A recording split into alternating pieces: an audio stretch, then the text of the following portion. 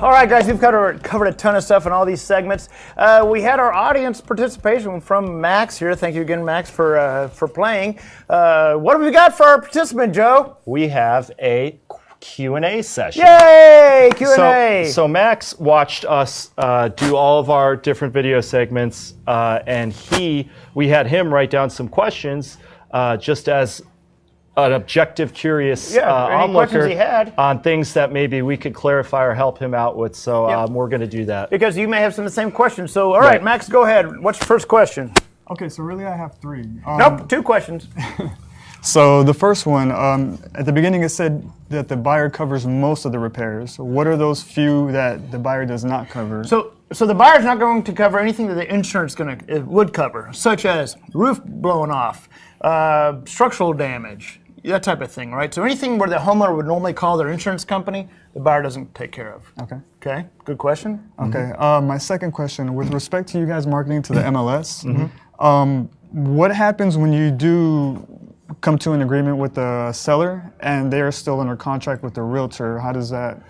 Yeah, so when we market to houses that are on the MLS, when the seller calls us and we explain what we do and all that, they'll say, well, how does this work with our agent? Right. We always say, well, you want to let your agent know, as we get this going, if it looks like something you want to do, let your agent know that you're looking to offer it as a lease purchase. Do not cancel your listing. We never tell an owner to cancel listing. Let your agent know you're looking to offer it as a lease purchase at the same time. If you get an offer, a contract before we lease purchase it, just let us know. We'll cancel everything because they never pay us anything. Now, how does the agent get paid? Well, that's up to the seller. Whatever agreement they have with the agent, whatever they come up with. We have owners that may pay them a flat fee amount of whatever, $750, whatever. I don't know because I'm not involved in that. That's between them and the agent, okay? So I tell them whatever you work out with the agent, it's between you. Okay. Sometimes the owner may pay him a first month's payment if we lease option at first.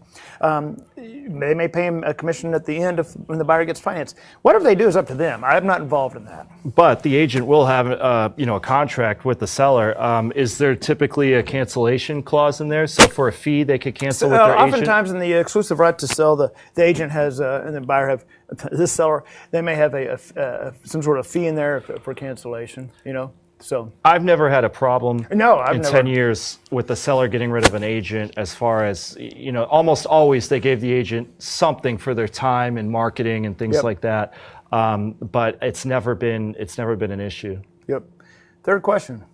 Let's say the buyer does not qualify. Are you responsible for anything after that? Or nope. What happens? So you mean if the buyer doesn't get financed? Yeah. So if something were to happen, the buyer doesn't get financed, which is incredibly rare, but let's assume they lost their job. Because we're monitoring them and we're pulling credit periodically. Do they even have the option to just pull out and say, no, I don't want it anymore? Sure, it is an option.